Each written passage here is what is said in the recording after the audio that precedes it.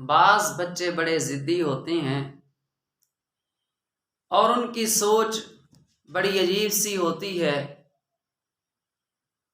اور وہ کام کرنے سے ہمیشہ کتراتے ہیں۔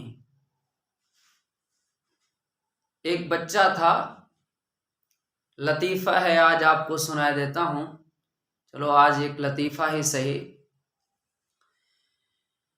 تو وہ بچہ تھا اور ان کی یہ عادت تھی کہ صبح جب اٹھتے اور اٹھنے کے بعد سب سے پہلے اماں کھانا دو کھانا دو کھانا دو، ان کی عادت میں یہ شامل تھی۔ ایک دن امی کہنے لگی، بیٹا آپ روزانہ اٹھتے ہیں، اٹھتے ہی آپ سیدھا کھانے کے اوپر آ جاتے ہیں، جبکہ پہلے انسان ہاتھ دھوئے، منہ دھوئے، پھر آ کر کھانا کھائے۔ آپ تو سیدھا اٹھتے ہیں اور کھانے کے اوپر آ جاتے ہیں اور اٹھتے ہی کھانا طلب کرنا شروع کر دیتے ہیں۔ اچھا، ایک دن کہا، 2 دن امی نے کہا کہ بیٹا پہلے آپ ہاتھ منہ دھو کر پھر کھانے کے لیے آیا کریں، کیونکہ ان کی تو عادت بن چکی تھی۔ اب ماں چاہتی ہے کہ ان کی عادت بنے، پہلے کم از کم چلو کوئی کام کرے نہ کرے ہاتھ منہ دھو کر تو کھانا کو کھائے۔ جیسے آج کل بھی دیکھ لیں بعض، وہ تو میں مثال لطیفہ بچے کا سنا رہا ہوں، اگر نہ عام اکثر طور کے اوپر بعض گھروں کے اندر آج جوان بھی ایسے اڑتے ہی ہیں۔ اور میں نے کئیوں سے یہ بھی سنا، کہتے ہیں کہ شیروں کے ہاتھ منہ کس نے دھوئے۔ تو امی کہنے لگی، بیٹا اس طرح ٹھیک نہیں ہے کہ آپ روزانہ ایک معمول بنا چکے ہیں، اٹھتے ہیں اور سیدھا کھانے کے اوپر آ جاتے ہیں۔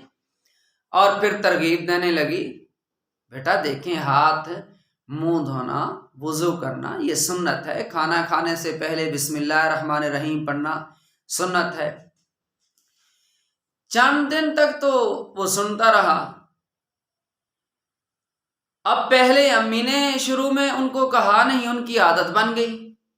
اب جب عادت بن گئی تو اب یہ سمجھانے پہ آئی کہ اب سمجھاؤں اس کو کم از کم کھانا جو کھائے، چلو اور کچھ نہیں، حق تو ایک مسلمان کا بچہ اٹھے نماز پڑھے، ان کو نماز پڑھنے کی عادت ہو، قرآن کی عادت ہو، نہیں چلو کھانے پہ بھی آ گیا ہے، کھانے پر ہی آ گیا ہی صحیح، لیکن کم از کم ہاتھ منہ دھو کر آئے تو وضو کرے۔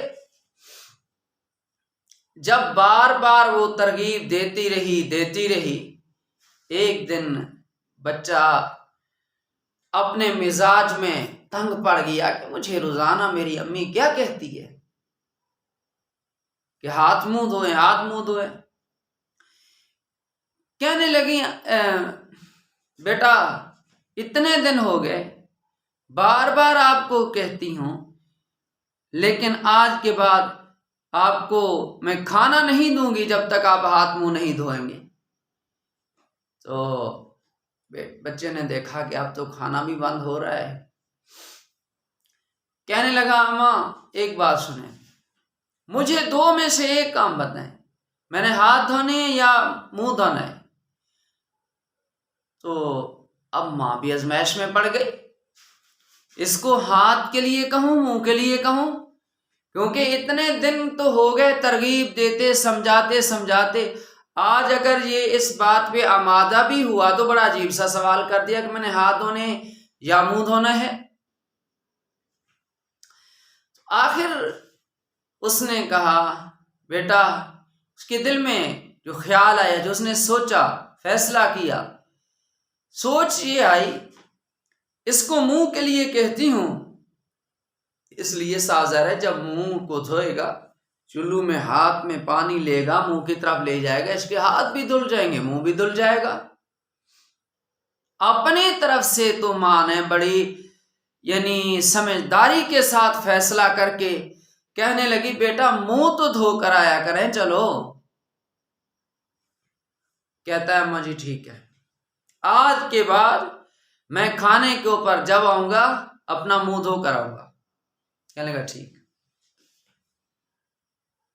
اب یہ صبح اٹھا، چونکہ وعدہ کر چکا ہے کھانے پہ جانا ہے تو پہلے وہ منہ دھو کے جانا ہے۔ اب ماں بیچاری انتظار میں ہے، خوش ہو رہی ہے، کہا چلو بیٹا ابتدا چلو اس سے تو کرے کہ ہاتھ منہ تو دھو کر آئے گا ہی صحیح کھانے پر. یہ گیا سیدھا ٹوٹی کے نیچے، اور ٹوٹی کو کھولا اور منہ نیچے سے کر لیا اس طرح. ادھر سے پانی اوپر پڑا، پھر اس سائڈ کو نیچے اس طرح کر لیا، تو لہٰذا منہ کو دھونے کے بعد سیدھا کھانے پہ چلا گیا. ہاں بیٹا آپ نے ہاتھ نہیں دھوئے؟